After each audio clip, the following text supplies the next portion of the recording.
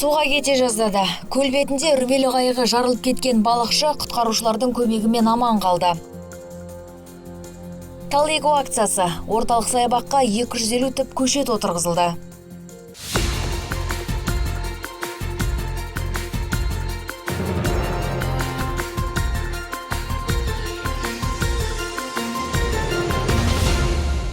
Балқаштық тұрғын үрмелі қайықпен балық аулаймын деп суға кете жаздады. Оқиға 10 қазан күні кешкілік болған. Судан құтқару бекетіне Бертіс айлағында балықшының үрмелі қайығы жарылып, суға батып бара жатқаны хабарланады. Құтқаруға аттанған қазбот катеріндегі 2 құтқарушы жарты сағаттың ішінде 1968 жылғы азаматты судан алып шықты. Салқын судан әбден тоңып шыққан балықшыға құрғақ киім мен ыстық шай беріліп, жедел жәрдем шақырылды. Медициналық көмек алған соң азамат үйіне жіберілген. Қонақтар және қала тұрғындары көл аумағына шыққан кезде өздеріңіздің қайықтарыңыздың және үрілмелі қайықтарыңыздың техникалық жағдайларын байқап көл аумағына шығуларыңыз мүмкін. Қазір жаз емес, су салқын. Сол мезетте көп уақытқа судың ішінде тұру мүмкін емес. Судырғы ұстап, суға батуларыңыз мүмкін. Сондықтан да өз жағдайларыңызды және де техникалық жағдайын қарап, кемелеріңіздің және қайықтарыңыздың техникалық жағдайларын қарап, көл аумағына шығуларыңызды сұраймыз. Қаламызда өткен сенбіде кезекті ауыл шаруашылық өнімдерінің жәрмеңкесі өтті. Балқаштықтарға 15 миллионнан аса сомаға 12 тоннадан аса азық-түлік сатылған. Бұл жолғы жәрмеңкедегі басты ерекшелік қорғаныш маскасын кимеген тұрғындар сауда-саттық алаңына өткізілмеді.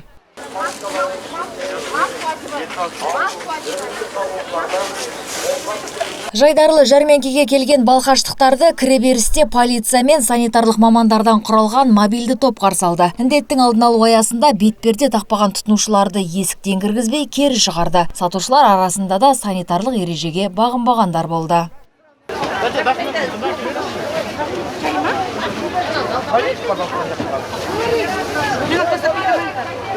Жәрмеңке сатылымындағы өнімдердің дені Ақтоғай мен Шет аудандарынан жеткізілген. Ал ұсынылған бағалар алдын ала кәсіпкерлік және ауыл шаруашылығы бөлімі мамандарымен бекітіліп бақыланды. Тұтынушылар қолындағы сөмкеге үңілсек, ет өніміне сұраныс жоғары болған. Бұл күні жылқы еті 2000 теңгеден, сиыр еті 1800, қой еті 1600 теңгеден ұсынылды. 1800-ден алдым.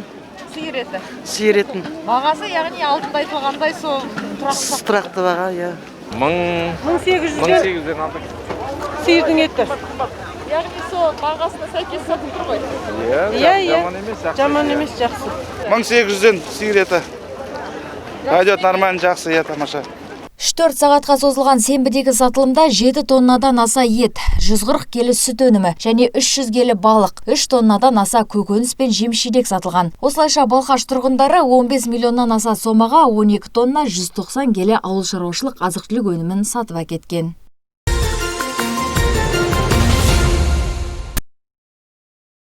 Балқаштықтар Каспий Кезет қосымшасындағы Балқаш универсал мекемесіне төленетін қызмет ақысын қалай төлерін түсінбейді. Себебі мекеме түбіртектері қосымшадағы коммуналдық төлемдер жүйесінде де, мекеменің төлем жүйесінде де көрсетілген. Яғни ақша енгізерде екі жүйенің бірін таңдау қажет. Балқаш универсал мамандары төлемақы қос жүйемен де қабылданады деп отыр. Так как между ТО Балқаш универсал мекемесі мен Каспий банк өзара келісім шартқа отырған. Біздің абоненттер мекеме қызметі мен қоқыс шығару ақысын Каспий Кезет қосымшасын пайдалана отырып, біздің мекемені таңдап төлем жасай алады. Төлемдеріңіз біздің дербес шотқа келіп түсетін болады.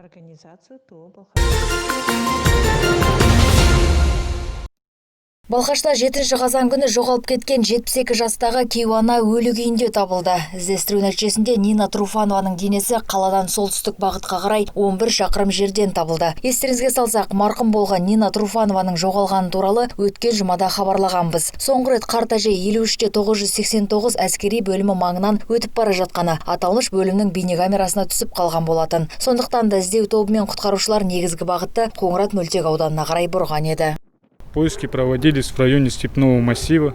Қалалық төтенше жағдайлар басқармасының құтқарушылары іздестіру тобымен бірлесіп 10 қазаннан жоғалған 1948 жылғы азаматшаны іздестіруге шықты. Іздестіру жұмыстарына 13 адам мен 3 техника жұмылдырылды. Нина Труфанованың денесі 53-989 әскери бөлімі мен Қоңырат мөлтек ауданына дейінгі арақашықтықтан табылды. Орталық саябаққа 250 түп көшет отырғызылды. Қала тұрғындарынан жасақталған 60 ерікті өздерімен бірге балаларын ерте келіп экологиялық акцияға атсалысты.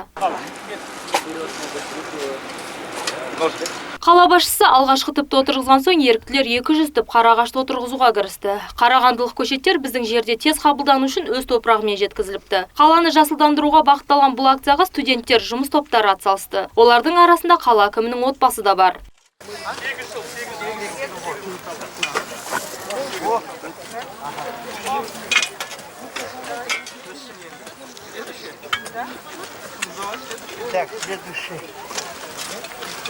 Акиматтың сайтынан көрдім. Сондықтан өзім бүгін демалыс күні болғасын, жанұяммен келдім. Өзім жеке жайда тұрам, стерийде тұрам. Ал егу жағынан тәжірибе мол. Ал мынау болашақ ғашықтар аллеясы. Мұнда павлония ағашының тамырлары отырғызылды. Мамандардың айтуынша көктемге дейін бұл тамырдан өскіндер пайда болады. Павлония бір жылда 4 метрге дейін ұзарып, жапырағы 50 сантиметрге дейін жайылады. Одан ақ және күлгін түсті гүлдер пайда болады. Это новые деревья нового поколения. Тут произведен технический срез, полностью будет закапываться в землю. Земля, лунка перед этим удобряется навозом. Земля перемешивается с навозом, и все это засыпается. На следующий год должны дать 3-4 метра прироста. В Туркестане сейчас очень много их засаживают. Привезли мы их с Туркестана. Сказали, что до наших морозов все подойдет. Бірнеше сағатқа созылған акция барысында барлығы 250 көшет егілді. Кейбір тұрғындар өздері отырғызған ағашты белгілеп жатты. Одан кейін суару жүйесін іске қосты. Қазан айының соңына дейін Балқашта 1500 түп ағаш көшеттерін отырғызу жоспарда бар. Қазір саябақтың барлық 8 гектар аумағы суару жүйесімен қамтылған. Қаланың оң жақ тармағындағы суару жүйесін қалпына келтіру мәселесі қарастырылуда. Осы кезең аяқталғаннан кейін біз осы жобаны қаржыландыру үшін депутаттарға жүгінеміз.